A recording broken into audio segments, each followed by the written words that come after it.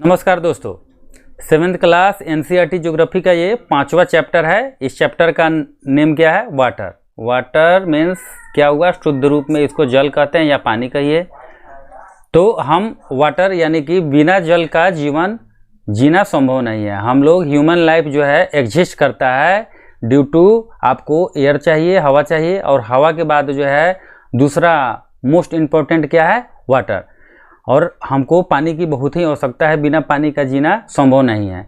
खाना अगर कुछ दिन अगर हम गैप भी कर देते हैं तो कोई प्रॉब्लम नहीं, लेकिन बिना पानी का हम लोग, जैसे फ्रेश वाटर और सलाइन वाटर, दो तरह का वाटर आप मेनली देखिएगा।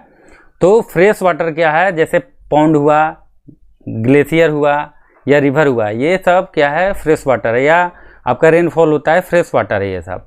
लेकिन वही साल्टी वाटर जो है, जैसे ओशियन वाटर क्या है? साल्टी वाटर होता है। सी, ये सब में क्या होता है कि साल्टी वाटर होता है। तो सबसे पहले हम देखते हैं क्या ये अर्थ हुआ, इसको अर्थ मानते हैं। तो अर्थ में क्या है हम देखते हैं क्या? 71% तक क्या है? 71% तक वाटर बॉडी है। 71% तक क्या है? वाटर है। ठीक है, तो 71% तक वाटर है और 29% तक लैंड एरियाज है। यानी कि भूमि कितना है जिस पर हम लोग रहते हैं? वो सिर्फ 29 यानी कि 29% तक है, और 71 यानी कि 71% तक सिर्फ क्या है? पानी ही पानी है। हम लोग जब चंद्रमा से क्या करते हैं, जब हम अर्थ को देखते हैं तो ब्लू दिखाई देता है। क्यों? पानी की अधिकता के कारण। यानी कि क्या है? 71% तक, कहने का अर्थ क्या है? 1/3 में सिर्फ पानी ही पानी है। तो हम देखते हैं चंद्रमा से तो क्या होता है? ये ब्लू कलर का दिखाई देता है, इसलिए इसे हम क्या कहते हैं? ब्लू प्लैनेट भी इसे कहते हैं। Blue planet, planet. नीला ग्रह भी इसे कहते हैं, नीला ग्रह, नीला ग्रह। अब हम कुछ और जानते हैं वाटर के बारे में। सबसे पहले हम समझते हैं कि वाटर साइकिल क्या होता है। तो वाटर साइकिल क्या होता है उसको हम समझते हैं। जैसे सन का लाइट जब पड़ता है, वाटर किसी भी वाटर बॉडीज पे पड़ता है, ये ओशियन का वाटर हो सकता है, पॉन्ड का हो सकता है, रिवर का हो सकता है, कोई भी वाटर हो। सन का लाइट जब पड़ता है तो क्या होता है? वाटर जो है ये पानी गर्म होना शुरू होता है। गर्म होने के बाद में क्या होता है? इवेपोरेशन यानी कि वाष्पीकरण का क्रिया शुरू हो जाता है। इवेपोरेशन, इवेपोरेशन, इवेपोरेशन मतलब वाष्पीकरण, वाष्पीकरण। तो क्या होता है? वेपर बनना शुरू हो जाता है, और वो वेपर क्या होता है? ऊपर की तरफ जो हल्का हो जाता है ना, तो ऊपर की तरफ उठना शुरू होता है। और ऊपर जब जाता है तो हम पिछली चैप्टर में हमने पढ़ा था एयर के बारे में कि जैसे एयर क्या होता है, गर्म होने के बाद में क्या होता है? वो एक्सपेंड होता है, फैलता है, और फैलने के बाद में ऊपर उठना शुरू हो जाता है। उसी तरह क्या होता है? ये पानी जब वेपोरेशन होता है इसका, तो क्या होता है? जैसे वाष्प बना, वाष्प बनने के बाद क्या होता है? हल्का हो जाता है। उसका कण क्या होता है? बिल्कुल हल्का हो जाता है, जो हवा में आसानी से तैर सकता है। और ऊपर जाने के बाद में फिर से ठंडा हो जाता है। ठंडा हो जाता है यानी कि कंडेंसेशन होना शुरू हो जाता है। कंडेंसेशन उसे ही कहते हैं, मतलब इसका हिंदी होता है संघनन। तो संघनन की प्रोसेस क्या होती है? शुरू हो जाती है। और उसके बाद क्या होता है? क्लाउड्स का निर्माण होता है, यानी कि बादल बन जाता है। क्लाउड्स यानी कि बादल क्या होता है? बादल बन जाता है।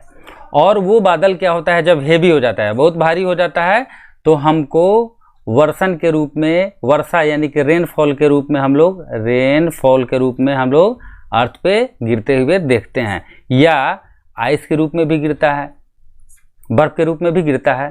तो ये प्रोसेस होता है। इस सारे प्रोसेस को क्या करते हैं? इस सारे प्रोसेस को कहते हैं water cycle. Water cycle, CICLE, water cycle. Water cycle में मतलब क्या होता है? हिंदी जल चक्र।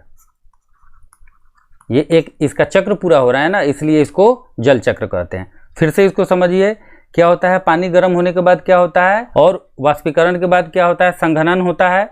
और संघनन होने के बाद क्या होता है? जब संघनन हो जाता है तो क्लाउड्स का यानी कि बादल का निर्माण होता है। और क्या होता है? वर्षा के रूप में या आइस के रूप में, बर्फ के रूप में क्या होता है? अर्थ पे गिरता है। ये देखिए वर्षण, प्रीसिपिटेशन, पीटेशन, प्रीसिपिटेशन का अर्थ होता है वर्षण। तो इसको समझे हुएगा। फिर देखते हैं कि वाटर दो तरह का हमने बताया, एक क्या होता है साल्टी वाटर होता है जिसमें साल्ट का मात्रा रहता है, और दूसरा क्या होता है फ्रेश वाटर, यानी कि फ्रेश वाटर हम लोग यूज करते हैं, हम लोग फ्रेश वाटर ही क्या करते हैं पीते हैं। तो ये आपका फ्रेश वाटर हुआ, ठीक है। तो फ्रेश वाटर का सोर्स कहाँ कहाँ से है? फ्रेश वाटर जैसे हमने बताया क्या, जैसे पौंड, इसको आप मानिए कि ये पौंड है, ठीक है, ये तालाब है, तालाब है, ठीक है, और ये रिवर हो गया, और ये ग्लेशियर हो गया। ये सब क्या है? ग्लेशियर। ये सब क्या है? ग्लेशियर को हिंदी में क्या कहते हैं? हिमनद, हिमनद, हिमनद। तो ये सब क्या है? फ्रेश वाटर का सोर्स है। जैसे वर्षा भी क्या है? फ्रेश वाटर का ही स्रोत है, रेनफॉल होता है। अब सलाइन वाटर देखते हैं। तो वाटर हमने समझा, वाटर तो दो तरह का वाटर, एक फ्रेश वाटर, फ्रेश, और दूसरा सलाइन वाटर, सलाइन वाटर। तो सलाइन वाटर हम किसे कहते हैं उसको समझते हैं। सलाइन वाटर मतलब क्या होता है? लवणीय, लवण का मात्रा लवणीय यानी कि नमकीन, लवणीय जल। फ्रेश वाटर मतलब अलवणीय, जिसमें साल्ट का मात्रा नहीं रहता है, जिसे हम उपयोग में लाते हैं, अलवणीय। और ये आपका सलाइन वाटर हो गया लवणीय। तो हमने फ्रेश वाटर को समझा, अब हम सलाइन वाटर को समझते हैं कि सलाइन वाटर में क्या होता है कि साल्ट का मात्रा क्या होता है? रहता है। जैसे इसको हम कैसे निकालते हैं, एवरेज सैलिनिटी हम कैसे निकालते हैं? ओशियन वाटर, ओशियन वाटर में क्या होता है कि साल्ट का मात्रा कितना होता है उसको हम देखते हैं। जैसे निकालते हैं 1000 में, 1000 ग्राम में 35% तक क्या निकालते हैं? साल्ट निकालते हैं, ठीक है। अब हम ये साल्ट देखते हैं, सोडियम क्लोराइड क्या होता है? सोडियम क्लोराइड, सोडियम क्लोराइड होता है। सोडियम क्लोराइड क्या होता है? खाने वाला जो नमक होता है, वो खाने में जो हम यूज करते हैं, खाने वाला नमक, ठीक है। तो ऐसे हम इसको देखते हैं। तो आप सलाइन वाटर भी समझे होइएगा। अब हम देखते हैं क्या कि हमने कहा कि ये तो एवरेज सैलिनिटी इतना हो गया, सैलिनिटी जो है ये एवरेज सैलिनिटी हो गया, लेकिन देखिए 1000 ग्राम में क्या है? 35% तक क्या होता है? सिर्फ साल्ट होता है। लेकिन वहीं हम देखते हैं डेड सी में, मृत सागर, मृत सागर इजराइल में सुने होइएगा, मृत सागर। मृत सागर में क्या है कि 1 लीटर में, जैसे 1 लीटर हम क्या करते हैं, मृत सागर से जल लेते हैं, ठीक है। तो उसमें कितना आपको 340 ग्राम तक क्या निकलता है? साल्ट निकलता है। तो समझ जाइए कितना ज़्यादा है। तो सबसे ज़्यादा जो है इसमें मृत सागर में है, यानी कि डेड सी में ही निकलता है नमक। तो जो इजराइल में आपको पड़ता है, इतना ज़्यादा नमक का मात्रा रहता है कि उसमें तैरना भी काफ़ी कठिन है, उसमें तैरना काफ़ी कठिन है, उसमें हम लोग नहीं तैर सकते हैं, ठीक है। तो ये आप देखें 2 पॉइंट। अब हम आगे आते हैं, डिस्ट्रीब्यूशन ऑफ वाटर बॉडीज। अब वाटर बॉडीज यानी कि आप फ्रेश वाटर कितना है, क्या है, इसको हम देखेंगे। इसका वितरण जो है पानी का किस तरह है, इसको हम देखते हैं। अब देखिए सबसे पहले हम ओशियन वाटर को देखते हैं। ओशियन वाटर में क्या है? 97.3% तक क्या है जो सलाइन वाटर है। देखिए सबसे ज़्यादा तो आपका ओशियन वाटर ही है। तो फिर आइस कैप्स में हम देखते हैं क्या? 2.0% तक देखते हैं। फिर जो है 0.68% तक, इसको सबको देख लीजिएगा। इस तरह जो है रिवर में है 0.001% तक। तो ये क्या है? ये आपका वाटर का डिस्ट्रीब्यूशन है। इसको आप अपने से भी देख सकते हैं, इसमें समय गंवाना बेकार है। फिर हम देखते हैं क्या? ओशियन सर्कुलेशन, यानी कि महासागरीय या सागरीय, महासागरीय सागरीय परिसंचरण। तो महासागरीय परिसंचरण क्या होता है? महासागरीय परिसंचरण क्या होता है उसको हम देखते हैं। तो सबसे पहले हम देखते हैं लेक के बारे में, झील। तो आप देखते हैं क्या लेक में क्या होता है, इसका जल क्या है, बिल्कुल शांत रहता है, बिल्कुल स्टिल रहता है, शांत कहिए, एक जगह बिल्कुल रहता है। उसमें हम लोग कंकर पत्थर मारते हैं तब जा करके क्या होता है, उसमें ऊपर नीचा होना शुरू होता है, यानी कि वो जो है बिल्कुल शांत रहता है। ठीक है। फिर जो ओशियन वाटर हम क्या देखते हैं, ओशियन वाटर ऑलवेज क्या होता है, मूविंग होता है। हमेशा जो है ओशियन वाटर एक जगह से दूसरे जगह गमन करते रहता है, यानी कि ये क्या है, हमेशा चलते रहता है, इसलिए इसको मूविंग वाटर कहते हैं, मूविंग वाटर।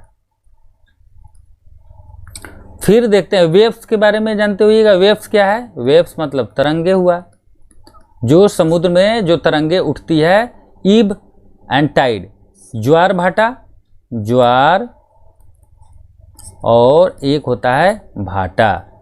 ज्वार आपका क्या हो गया, आपका टाइड हो गया ज्वार, और ईब क्या हुआ, भाटा हुआ। तो क्या होता है, महासागरों का जल क्या है, जैसे ओशियन वाटर का उठना क्या है, ये आपको ज्वार कहलाता है, यानी कि टाइड कहलाता है, और गिरना क्या है, भाटा कहलाता है। आगे हम इसको समझते हैं। इसको सबसे पहले हम समझते हैं क्या, कि 22 मार्च को वर्ल्ड वाटर डे मनाया जाता है। वर्ल्ड वाटर डे, इसको याद कर लीजिएगा, वर्ल्ड वाटर डे कब मनाया जाता है, 22 मार्च को वर्ल्ड वाटर डे मनाया जाता है। क्यों, पानी को क्या करने के लिए, प्रिजर्व, यानी कि पानी को प्रिजर्व या कंजर्व करने के लिए जो है ये मनाया जाता है वर्ल्ड वाटर डे। सुनामी हम किसे कहते हैं, अर्थक्वेक या वोल्केनिक इरप्शन होता है, या वाटर में क्या होता है, लैंड स्लाइड जो होता है, अंडर वाटर लैंड स्लाइड, अर्थ क्वेक यानी कि भूकंप। फिर जो है वोल्केनिक इरप्शन कहिए, इरप्शन, और अंडर वाटर लैंड स्लाइड, तो जैसे भूकंप हुआ, ठीक है, और क्या हुआ, यानी कि वोल्केनिक इरप्शन हुआ, ज्वालामुखी उद्गार हुआ, या क्या होता है वाटर के अंदर ही, जैसे महासागरों में क्या होता है, ये क्या होता है कि लैंड स्लाइड हो जाता है, एक जगह से दूसरे जगह लैंड खिसक जाता है। उससे क्या होता है, ओशियन का वाटर काफ़ी डिस्प्लेस्ड हो जाता है। ओशियन वाटर क्या होता है, ओशियन वाटर आपको डिस्प्लेस्ड हो जाता है, हाईली डिस्प्लेस्ड होता है, हाईली डिस्प्लेस्ड। तो क्या होता है ओशियन वाटर, जैसे अर्थक्वेक आया, ठीक है, हम कहाँ बात कर रहे हैं, तो ओशियन वाटर का हम बात कर रहे हैं, ओशियन में, यानी कि महासागरों में क्या होता है, जैसे ज्वालामुखी उद्गार हुआ, या आपका भूकंप हुआ, या लैंड स्लाइड हुआ, ठीक है, तो उस समय क्या होता है, महासागरों का जल क्या होता है, एक जगह से दूसरे जगह बहुत ही तेजी से बहना शुरू होता है, डिस्प्लेस्ड होना शुरू होता है, जिसको हम क्या कहते हैं, सुनामी कहते हैं। तो सुनामी समझ गए, सुनामी हम किसे कहते हैं, तो सुनामी हम यानी कि बहुत ही हाई क्या होता है, वाटर जो है डिस्प्लेस्ड होता है, एक जगह से दूसरे जगह वाटर जो है जाना शुरू होता है। लेकिन सबसे पहले हम समझते हैं सुनामी क्या है। Tsunami is a Japanese word that means harbour. Harbour मतलब क्या होता है, पोताश्रय, पोताश्रय। तो पोताश्रय क्या होता है, पोत जो होता है, तो ये जापानी वर्ड से लिया गया है, जापानी शब्द से ये लिया गया है। तो जो जापानी वर्ड क्या है, हार्बर, जिसका हिंदी होता है पोताश्रय, ठीक है। क्या होता है, जैसे सुनामी आता है तो क्या होता है, देखिएगा, क्योंकि जितने भी पोत है तो वो क्या होते हैं, पूरी तरह से डिस्ट्रॉय हो जाते हैं। इतना तेज पानी का बहाव होता है कि क्या होता है, डिस्ट्रॉय हो जाता है, पोत जो है वो डिस्ट्रॉय हो जाता है, इसलिए इसको हम क्या कहते हैं, सुनामी कहते हैं। अब हम आगे देखते हैं अब ज्वार और भाटा किसे हम कहते हैं, महासागरों का जल, यानी कि ओशियन वाटर जो है राइज जब होता है, जब उठता है और फॉल होता है, नीचे की तरफ गिरता है, तो जो महासागरों का जल जब ऊपर से उठा तो उठने को हम क्या कहते हैं, ज्वार कहते हैं, इसको ज्वार, ठीक है। और नीचे जब गिर गया तो उसको हम क्या कहते हैं, भाटा कहते हैं। बहुत ही आसान है। तो ज्वार को हम क्या कहते हैं, टाइड कहते हैं, और भाटा को हम इब कहते हैं, इब, इसके इंग्लिश इब। तो समझ गए, यानी कि महासागरों का जल का उठना ही क्या है, ज्वार है, और नीचे गिरना ही क्या है, भाटा है। लेकिन उच्च ज्वार जब आता है तो कब आता है, जिसको हम स्प्रिंग टाइड कहते हैं या हाई टाइड कहते हैं, तो वो क्या है, जब सन जो है अर्थ के काफ़ी नज़दीक होता है और तीनों एक माने क्या होता है, एक लाइन में बिल्कुल होता है। देख रहे हैं, बिल्कुल एक लाइन में है। तो क्या होता है, चंद्रमा का आकर्षण बल क्या करता है, अर्थ पे जो पानी है, यानी कि धरती पे जो पानी है, उसको अपनी तरफ आकर्षित करता है, अट्रैक्ट करता है। और यहाँ देखिए, यहाँ सन का भी कुछ ना कुछ तो अट्रैक्शन फोर्स लग ही रहा होगा, तो ये भी खींचता है, इसलिए उच्च ज्वार आता है। तो ये कब कब आता है, एक तो न्यू मून को आता है, जिसको हम न्यू मून को क्या कहते हैं, अमावस्या कहते हैं, और न्यू मून और फुल मून, यहाँ फुल मून। तो न्यू मून क्या हो गया, ये एम है, न्यू मून क्या हो गया, ये अमावस्या हो गया, और ये पूर्णिमा हो गया, ठीक है। तो अमावस्या और पूर्णिमा को स्प्रिंग टाइड आता है, इसको देखिएगा। निप टाइड हम किसको कहते हैं, उसको समझते हैं। निप टाइड में क्या होता है, ये जो है ये हाई टाइड होता है, तो उसमें क्या होता है, वो बहुत ही कम होता है, यानी कि लो टाइड होता है। तो निप टाइड क्या है, निप टाइड में क्या होता है, जैसे हमने क्या समझाया कि स्प्रिंग टाइड में तीनों एक लाइन में होता है, लेकिन ये क्या है, बिल्कुल देख रहे हैं कि बिल्कुल समकोण की तरह है, ये ऐसे है। तो हम क्या देखते हैं कि यहाँ पे सन है और यहाँ पे क्या है, मून है। तो सन का भी अट्रैक्शन फोर्स काम करता होगा और यहाँ मून का भी अट्रैक्शन फोर्स काम करता है, जिससे क्या होता है, उच्च ज्वार नहीं आ पाता है। ये क्या होता है, उच्च ज्वार नहीं आ पाता है, ये क्या होता है, बहुत ही कम उठ पाता है, ठीक है। यानी कि यहाँ पे ये राइजिंग होगा तो बहुत ज़्यादा ऊंचा नहीं होगा। तो इसको हम क्या कहते हैं, निम्न ज्वार भी कहते हैं, निम्न ज्वार। तो इसका उल्टा बिल्कुल, यानी कि हाई टाइड का उल्टा क्या होगा, लो टाइड होगा। लो टाइड भी इसको टाइड कहेंगे, किसको, इसको। तो आप समझे होइएगा, ये आपका लो टाइड हुआ। तो लो टाइड में हम देखें कि सन है, यहाँ अर्थ है, और अर्थ के चारों तरफ जो चक्कर लगा रहा है इसका सैटेलाइट मून, तो ये क्या करता है, ये इधर से आकर्षित किया और ये इधर से आकर्षित किया, तो इसलिए क्या होता है, ये निम्न ज्वार। लेकिन हम एक और बात जानते हैं कि उच्च ज्वार में क्या से स्प्रिंग टाइड क्या है, टाइड दो तरह का हो गया, टाइड एक हो गया आपका स्प्रिंग और दूसरा हो गया निप टाइड, और ये स्प्रिंग टाइड हुआ। तो स्प्रिंग टाइड में हमने क्या बताया कि ये क्या होता है, काफ़ी हाई होता है, इसको हाई टाइड भी कहते हैं और इसको लो टाइड भी कहते हैं। अब देखिए इसमें क्या होता है, स्प्रिंग टाइड में क्या होता है कि यहाँ पे नौ संचालन के लिए, यानी कि नेविगेशन के लिए, नेविगेशन के लिए काफ़ी उपयोगी होता है। क्यों के लिए यूजफुल होता है, यूजफुल। क्यों यूजफुल होता है, क्योंकि क्या होता है, जैसे उच्च ज्वार आया, ठीक है, और यहाँ पे जैसे उच्च ज्वार आया, एक क्या हुआ, एक तो नेविगेशन के लिए बहुत ही अच्छा है, जिससे क्या होता है, जिससे जहाज क्या होता है, बंदरगाह तक आसानी से पहुँच जाता है, जिससे जहाज बंदरगाह तक पहुँच जाता है, ठीक है, आसानी से। दूसरा क्या हुआ, फिशिंग के लिए काफ़ी ही अच्छा है, फिशिंग। तो ये सब आप देखिए, ये क्या है, हाई टाइड, महासागरीय धाराएं, या जलधाराएं, जलधाराएं कहिए या धाराएं कहिए, जलधाराएं। तो महासागरीय जलधाराएं या महासागरीय धाराएं हम किसको कहते हैं, ओशियन करंट हम किसको कहते हैं, ओशियन वाटर पे, ओशियन वाटर पर बहने वाली जलधारा, बहने वाली जलधारा। तो समझिए कि ओशियन वाटर पर यानी कि क्या होता है, ओशियन सरफेस पे या ओशियन वाटर पे क्या होता है, हमेशा जो है एक जलधारा बहती है, देखते हैं उसको हम। तो लैब्राडोर क्या है, ये ठंडी जलधारा है, ठंडी जलधारा। तो ओशियन करंट के बारे में पूछेगा तो क्या कहिएगा कि ओशियन करंट यानी कि करंट जो है दो तरह का होता है, एक लैब्राडोर होता है, एक गल्फ स्ट्रीम होता है।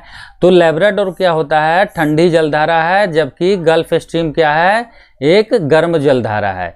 ये क्या है, गर्म जलधारा है, गर्म जलधारा। तो ठंडी जलधारा और गर्म जलधारा, तो इसको हम समझे। तो ठंडी जलधारा हम किसको कहेंगे, लैब्राडोर को, और गल्फ स्ट्रीम जहाँ आएगा उसको हम क्या कहते हैं, गर्म जलधारा। अब देखिए ठंडी जगह से ही बहेगा ना, यहाँ देखिए ये आपका क्या हुआ, अर्थ हुआ, ये आपका इक्वेटर है, ये आपका 0 डिग्री इक्वेटर हो गया। और यहाँ भी आप देखिए ये भी आपका क्या हुआ, अर्थ हुआ, सॉरी अच्छा से नहीं बन पाया, ये 0 डिग्री हो गया। तो ये इक्वेटर है, इक्वेटर से जब ऊपर की तरफ बहता है, इक्वेटर से क्या होता है, यानी कि पोल की तरफ, ये ऊपर नॉर्थ पोल और नीचे साउथ पोल, NP लिखते हैं। और ये क्या होता है कि पोल की तरफ जब बहती है, इक्वेटर से पोल की तरफ जो बहती है, तो उसको हम क्या कहते हैं, उसको हम गर्म जलधारा या गल्फ स्ट्रीम कहते हैं। और क्या होता है, ये पोल से क्या होता है, इक्वेटर की तरफ, समझिए कि पोल से इक्वेटर की तरफ या हाई लैटिट्यूड की तरफ जो है बहना शुरू होता है, ठीक है ये। और आपको ये क्या है, गल्फ स्ट्रीम के बारे में आप समझे ही, इक्वेटर से क्या होता है, पोल की तरफ बहना शुरू होता है। लेकिन जब दोनों ऐड हो जाता है, यानी कि कोल्ड और प्लस क्या होता है, ये आपका हॉट कहिए या वार्म कहिए, ये हॉट जब हो जाता है, यानी कि गर्म जलधारा और ठंडी जलधारा क्या होता है, एक साथ मिलता है, तो वो क्या होता है, बहुत ही बेनिफिट होता है। किसके लिए बेनिफिट होता है, एरिया जब ये दोनों मिलता है, तो यानी कि कोल्ड प्लस हॉट, कहने का अर्थ क्या है, लैब्राडोर और गल्फ दोनों जब मिलता है, एक ठंडी जलधारा और ठंडी प्लस गर्म जलधारा जब मिलती है, गर्म जलधारा इसको लिखिए, जलधारा जब मिलती है, तो क्या होता है, बेस्ट फिशिंग एरिया का निर्माण होता है, यानी कि मत्स्य पालन के लिए बहुत ही उपयोगी होता है। मत्स्य